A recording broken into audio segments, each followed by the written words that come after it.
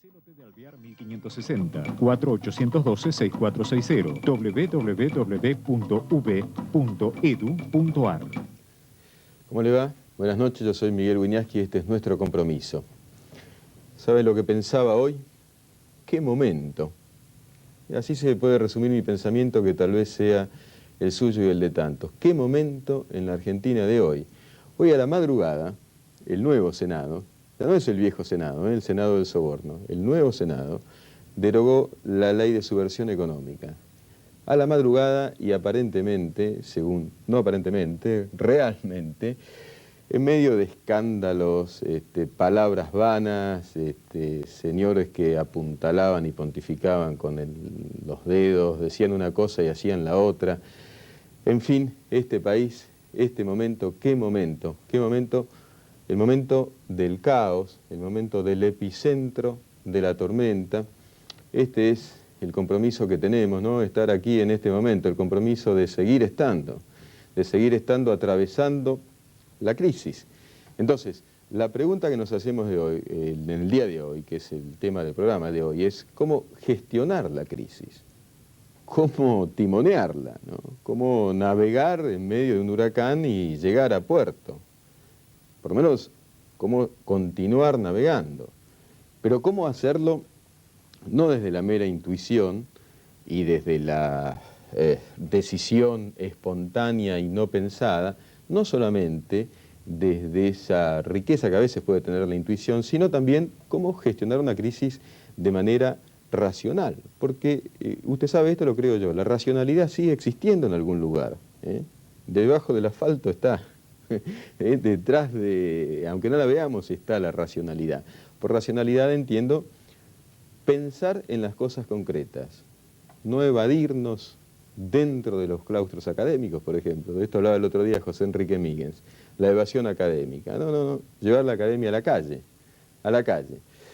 Entonces, la cuestión, insisto, tiene algún costadito esperanzado. Por ejemplo, hoy vamos a tener una nota, la gente, los empleados de una empresa, los obreros de la misma, frente a el abandono que hicieron los dueños de la empresa por el desastre que estamos viviendo.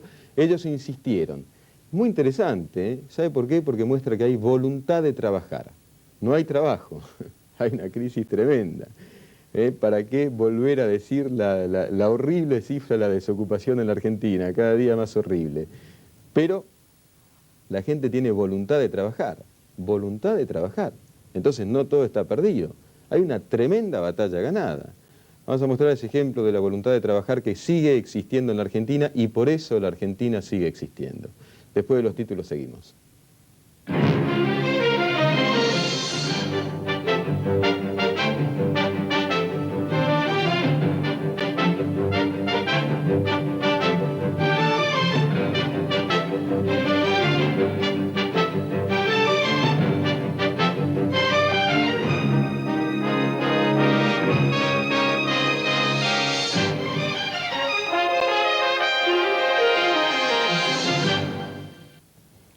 Hablamos de la voluntad de trabajar. La voluntad de trabajar no es solamente la voluntad material de trabajar, también es la voluntad intelectual de pensar salidas que atenúen el impacto negativo de todo este momento tan tremendo que estamos viviendo, ¿no? De cómo, por ejemplo, un tema entre tantos, cómo atenuar costos en las empresas sin despedir más gente. Es uno de los temas. ¿Es posible? Porque parece la salida inmediata y la fácil. Bueno, hay que bajar costos, entonces la gente fuera. La gente fuera es la gente fuera, con todo lo que eso implica. Es una deshumanización y una indignidad imperdonable. Entonces, ¿hay otro camino? ¿Lo hay o estamos trágicamente condenados a esta, voy a redundar, a esta tragedia argentina? Parece ser que hay otro camino. Para pensarlos, esta noche nos acompañan Fernando Ceruti, experto en management estratégico. ¿Cómo estás? Muy bien, ¿qué tal, Miguel? ¿Qué tal? Muy bien. Teresa Genesín, que es licenciada en Organización de Empresas y es coordinadora académica de nuestro curso de posgrado en Conducción Gerencial. Y Fernando Pineda, que es profesor de Recursos Humanos. ¿Cómo están todos? Bien. Bueno, yo les lanzo la primera pregunta. ¿Es posible, por ejemplo, atenuar costos sin despedir gente? Esto que estábamos diciendo. Y lógico. Uno lo que primero piensa cuando quiere sacar gente es reducir costos, pero lo que está haciendo es, financieramente se está complicando más. A ver, ¿por qué? Porque inmediatamente tiene que pagar las indemnizaciones, y al doble en este periodo. Entonces, haciendo un planteamiento con los mismos empleados de la empresa, ¿cómo podemos llegar a lograr entre todos salir de la crisis? No es una responsabilidad solamente del empresario, del dueño de la pyme, de los accionistas, es un compromiso de todos, como hay que plantearlo. Ahí es cuando se puede llegar a lograr salir de la crisis. ¿Y hay experiencias de un compromiso compartido, digamos? Sí, puedo dar un caso de una pyme, 27 personas, el dueño los encerró a todos en una habitación y le dijo, señores, de acá te vamos a sacar a 7. Le doy 2 horas para definir cómo vamos a hacer. Volvió a las 2 horas y los mismos empleados, los 27, sacaron una propuesta. Una propuesta de trabajo, reducción de costos, reducción de horas de trabajo, achicamiento de salarios, eliminar algunas cosas que no eran productivas, y a partir de ahí empezaron a salir. Qué situación, ¿eh? Qué situación gráfica, porque parece en un primer momento como de reclusión y de autoelección de la condena, y de ahí, sin embargo, o sea, sale algo... Exactamente, el planteamiento no era ver quién se va, sino a ver cómo salimos. O sea, te tiro esta responsabilidad para todos, no la quiero tomar yo. Muy interesante. Teresa, vos sos psicóloga social y mediadora. Sí, bien. ¿Y cómo vivís? Bueno, tanto conflicto ahora, ¿no? ¿Qué se puede mediar? ¿Qué camino hay? Yo diría algo que quizá parezca muy difícil en estos tiempos, pero para mí es una de las salidas, hablando desde la persona. Yo me especializo en conducción, y ¿qué le diría a la gente que está liderando hoy emprendimientos? Básicamente que desarrolle la capacidad de la serenidad. A ver. Y parece paradójico que en los momentos de mayor angustia y caos yo esté diciendo que hay que tratar de desarrollar serenidad. Pero justamente cuanto más emoción pongamos en nuestra cabeza y más nos angustiemos, menos vamos a pensar. Y lo que más necesitamos hoy es mantener nuestra cabeza fría. Fría no quiere decir dejar de sentir o dejar de preocuparnos o dejar de tener compasión por los demás, sino fría para poder tomar las mejores decisiones y rápido. Claro. Hay una cosa que como psicóloga social quisiera comentar y que es interesantísimo. Vos sabés que la violencia se imita. Si vos estás en un medio violento, aunque vos no seas violento por naturaleza, después de un periodo de tiempo empezás a absorberla. Es muy interesante, claro. Claro, en una situación tan violenta como la que vivimos es interesantísimo. Y en parte hay gran responsabilidad, si me permitís, de los medios de comunicación. ¿Por qué afuera, en Europa o en Estados Unidos, tienen la imagen de que este es un país mucho más caótico del que es? Y cuando algunos pocos se atreven a venir acá, dicen, no era para tanto. Es más, hasta lo ven hermoso, y aún dentro de este caos lo ven vivible. Y hasta empiezan a comparar con otros países y dicen, pero acá no hay tanta violencia. Te digo, Teresa, si la violencia se imita, la serenidad también. Exactamente. Si podemos tener la capacidad, cada uno de nosotros, de transmitir serenidad, esto va a ir aplacando la violencia y vamos a poder pensar mejor, que es lo que necesitamos. Claro. Fernando, la realidad también es que la mayoría de las empresas están en default, porque el default es una cadena. Bueno, ¿cómo estratégicamente qué se hace, digamos, cuando no se puede pagar? Sí, yo te escuchaba recién que, dada la crisis, las empresas se tenían que achicar.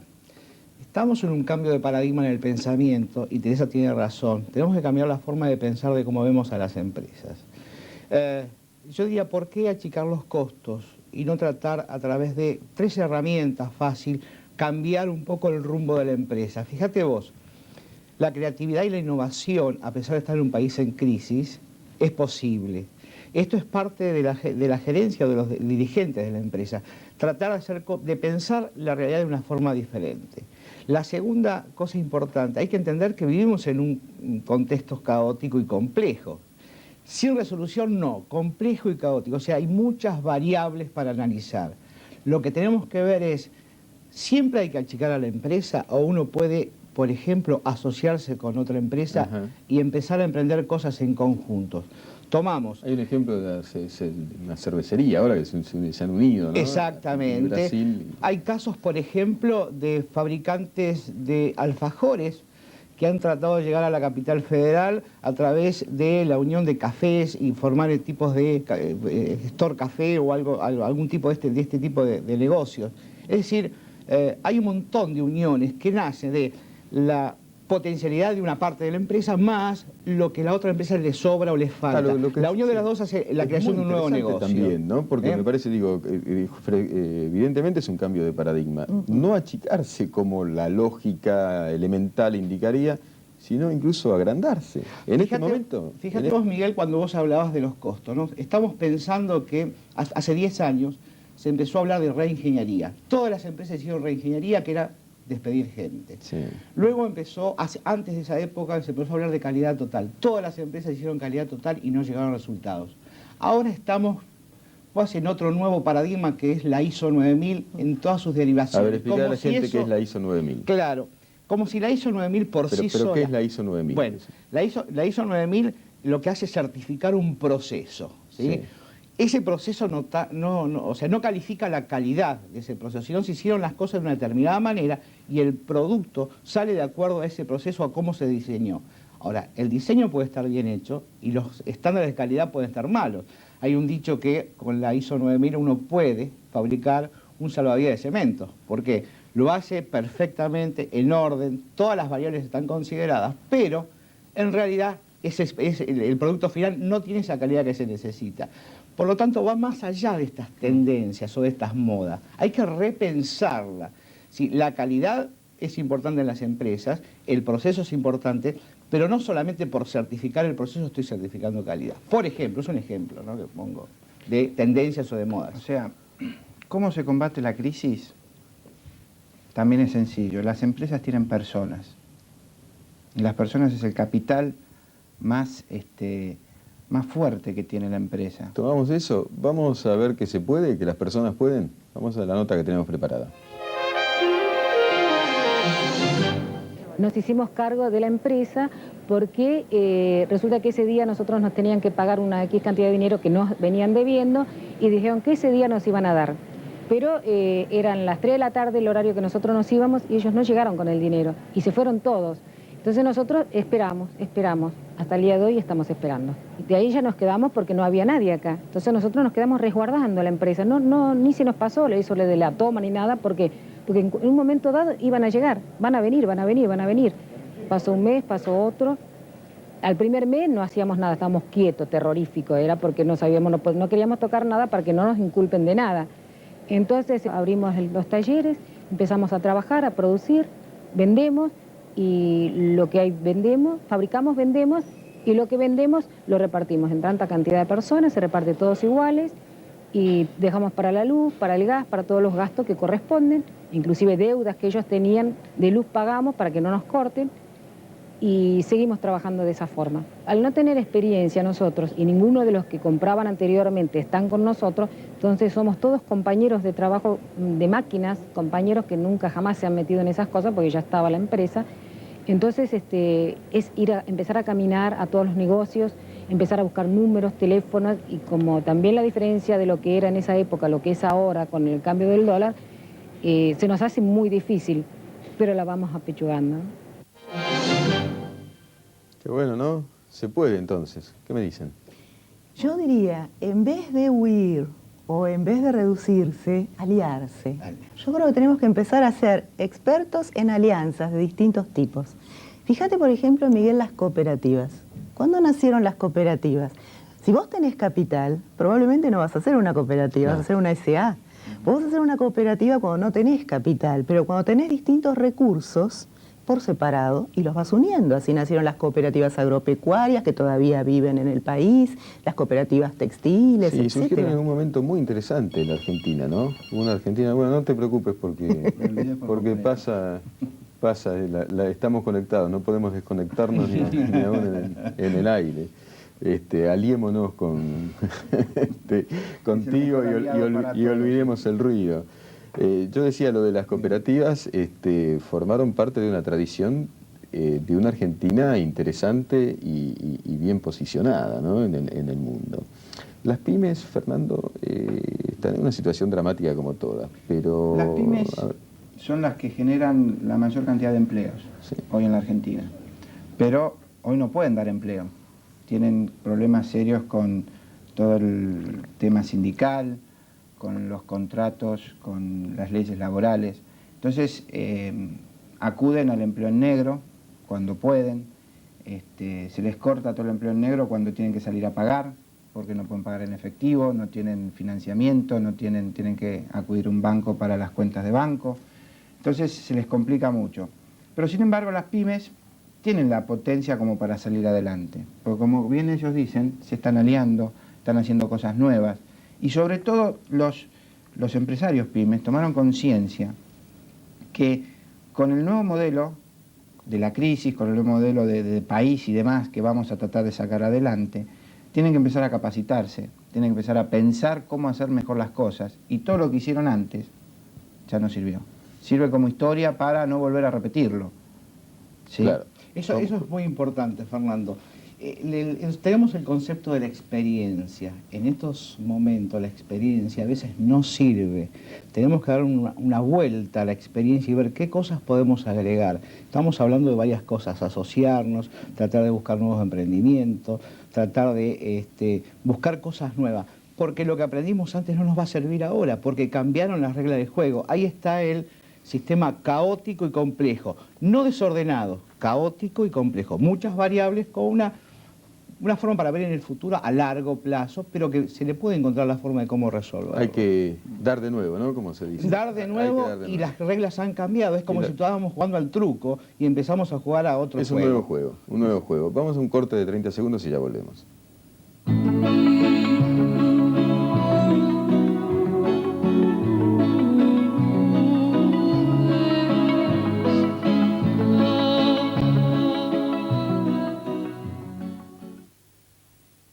Nuestro destino es el mundo. La experiencia es experiencia, pero no se puede seguir aplicando, ¿no? Bueno, No ahora se puede- habla del concepto de experiencia obsoleta. Ujú. Porque como cambian tanto las reglas de juego y los modelos mentales, que por ahí Fernando puede comentar mejor qué es, nos hace también cambiar a nosotros, quizá lo que hasta ahora vivimos e hicimos ya no nos sirve. Exacto. El concepto de modelo mental es interesante, ¿no? Traerlo. Por ejemplo, se da el caso de las empresas que fueron exitosas, conducidas por gente exitosa, que hoy no se aviene a la crisis, porque no saben conducir una crisis. Porque eso se maneja en el éxito. Exactamente. Claro. Entonces tenemos jóvenes profesionales de 30, 35 años que no saben qué hacer ante la crisis. Vos sabés que las empresas que yo hablo con los empresarios yo hablo todos los días son pymes. Expresiones como esta, ¿no? Si siempre hicimos las cosas así, ¿por qué vamos a cambiar ahora? Todo está mal, por más que yo cambie no voy a tener resultados. O la frase negativa, ¿no? Si la economía va mal, yo no tengo cabida en esta economía, o sea que a todo el mundo le va mal y a mí también va a ir mal. Y eso tiene que ver con como dijo Teresa, los modelos mentales que tenemos hay que cambiarlos. Venimos de una educación donde nos han impuesto ciertas formas de pensamiento. Y hoy el contexto nos lleva a pensar diferente, y en los negocios más, porque al haber cambiado las reglas, digamos, los conceptos que teníamos anteriores, hoy casi no nos sirven. Sí, pero hay dos palancas, A ver, y termino ahí, dos palancas. Una es la creatividad. La creatividad, el concepto de creatividad se desarrolla en un contexto caótico. Por lo tanto, si el sistema es caótico, lo podemos resolver a partir de la creatividad. De pronto el caos promueve la creatividad. Exactamente, y Exactamente, pienso claro. en el mismo nivel de pensamiento. Si es caótico, la creatividad me permite no tener límites, por lo tanto, puedo generar algo. La estabilidad no promueve precisamente la creatividad. Exactamente. Porque estamos Exactamente. tranquilos y la tranquilidad Pero promueve produce la bienestar y rutina, satisfacción claro. y rutina. La estabilidad promueve la rutina. ¿Saben una cosa que yo veo? Yo viajo bastante al interior Sí. y trabajo también en capacitación a profesionales y a empresarios pequeños, gente de campo. ¿A dónde viajas, por ejemplo? Mira, yo desde el sur al norte, prácticamente a todo el país. país. Te doy un ejemplo del sur. ¿Saben cuál es para mí una de las mayores dificultades de esto de aprender a aliarse? Yo como psicóloga social hablo ahora. El ego. Claro. El ego de la persona. Porque esto que dice Fernando, de si hicimos siempre las cosas así, ¿por qué voy a cambiar? Todavía hay emprendimientos liderados por gente de generaciones anteriores, que a lo mejor tienen más de 60 años, que están trabajando con los hijos, que no les dan todavía demasiado lugar. Hay emprendimientos profesionalizados, pero hay otros que todavía no. Por ejemplo, los productores que están... Aliarse es rediseñar el ego. Exactamente. Y compartirlo, yo diría. No soy yo solo ahora el que decido, tengo que compartir las decisiones. Y eso no es nada fácil. Por eso el problema es más mental que de acción. Exacto, es la forma de cómo pensarlo. Yo creo que por ahí pasa, ¿no? Ahora, ¿cómo haces para convencer? Ayer estuve en una reunión con un empresario chico. ¿Cómo haces para convencerlo de que tiene que pensar de una forma diferente? Él decía, y si la economía va mal, mi negocio no puede hacer muchas cosas más que adecuarme a la economía. Ahora, esta vuelta de tuerca con la creatividad, la alianza y pensar de una forma diferente puede generar nuevos negocios. Esa es la idea. Generar nuevos negocios, darle una vuelta, una lavada de cara a lo que estoy haciendo. Fíjate vos, si un negocio es exitoso, ¿sí? Y si hicieron las cosas de una determinada manera, el empresario puede pensar, haciendo lo que hice tuve dinero, gané dinero, por lo tanto, ¿por qué voy a cambiar? Recomendación. Aunque seas exitoso, aunque te haya ido bien en los últimos 2 años, es hora de cambiar, porque en algún momento va a cambiar el contexto y eso que estabas haciendo claro, ya no te va a servir, ¿no? Vamos a poner un local. También asociarte con otros rubros, traer otros productos, tratar de buscar un servicio diferente. Otra cosa que estaba recabando también de empresas PYME, tengo buenos productos que son competitivos a nivel internacional, pero no sé cómo exportarlos. Claro. ¿Cómo hago? Claro, hay que aprender todo de vuelta. Como exactamente. Hoy las empresas están tomando a gente de más de 45 años que hayan vivido la inflación. Sí. Yo les digo, la experiencia del año 89 no es la misma que la de hoy. En aquel momento había un 7% de desocupación, hoy hay un, corregime, datos últimos, 25, 24% de más el subempleo. Entonces no es lo mismo, esa experiencia hay que darle una vuelta de tuerca, ¿sí? Cambiar un poco lo que se hizo en aquel momento para trabajar en la inflación, ¿no? Pero sabes que es una crisis tremenda, no nos olvidamos de la crisis, estamos pensando sobre la cresta de la ola de la crisis. Pero yo, por ejemplo, tengo muy presente el caso italiano, que se reconstruye después de la guerra, donde la PYME fue esencial, y la organización familiar, ¿no? Son pequeñas células empresarias que inventaron todo de vuelta, porque no fue el plan Marshall solamente. Claro. Con eso solo no basta. Las empresas grandes nacieron PYME. Es interesante. En algún momento Todas. Los el señor Henry Ford era un señor que se llamaba Henry Ford. Digamos. Exactamente. O sea que de alguna manera hay que apuntar a la PYME. Y aparte otra cosa, fíjate, en el país, las empresas grandes extranjeras compraron negocios tradicionales, sobre todo de servicios. Si vos te fijas, las últimas innovaciones en los últimos 10 años están en manos de pequeñas y medianas empresas, medianas la mayoría. ¿Por qué? Porque es ahí donde está el trabajo de creatividad. O sea, son más flexibles en cuanto a promover nuevos negocios. Están pensando en promover nuevos negocios. Y otra cosa agregaría, si me permiten, relacionado a la persona, que es a donde yo apunto. Yo creo que tenemos que aprender a conversar, a dialogar. Definitivamente, sí. Que no es fácil, que es un arte, que se debería enseñar desde la escuela primaria. Verticalmente. No desde un púlpito, no desde el querer tener razón, no me importan las consecuencias, no desde el no escuchar, no desde el ego, desde el sentirse que yo, como tengo el poder formal, mando y ordeno, y a los demás, como les pago el sueldo, tienen solamente que acatar. No desde un discurso de querer comunicar, pero no en la práctica hacerlo, que eso es lo que estamos viviendo hoy. Hay muchas empresas que tienen un discurso democrático, pero una praxis autoritaria profundamente. Con respecto a lo que decía Fernando, las PYME, el empresario PYME, habitualmente sabe hacer muy bien algo, ¿sí? Pero del resto no sabe. No sabe cómo colocar su producto, no sabe cómo administrar su empresa, no sabe cómo financiarse. Entonces, y a partir de lo que dice él, aliándose entre todas las PYME, ¿sí? 4, 5 y demás, y compartiendo los servicios. Bueno, un único servicio de administración, un único servicio de sistemas, ahí abaratas costos.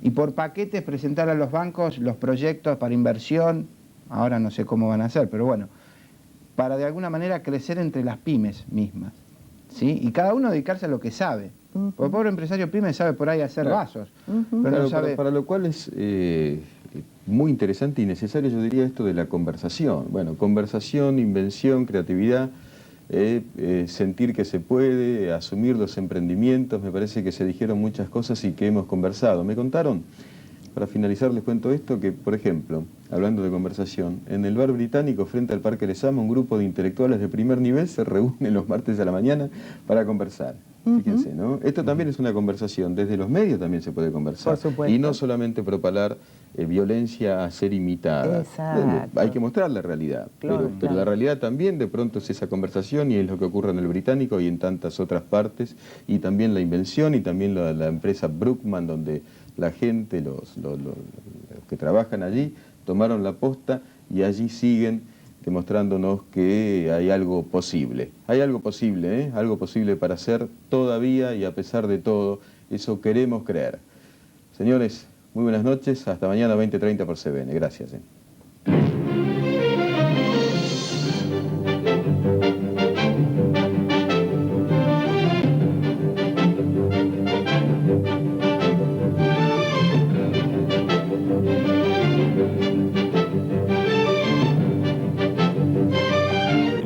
...4788-5400... www.onlineuv.com.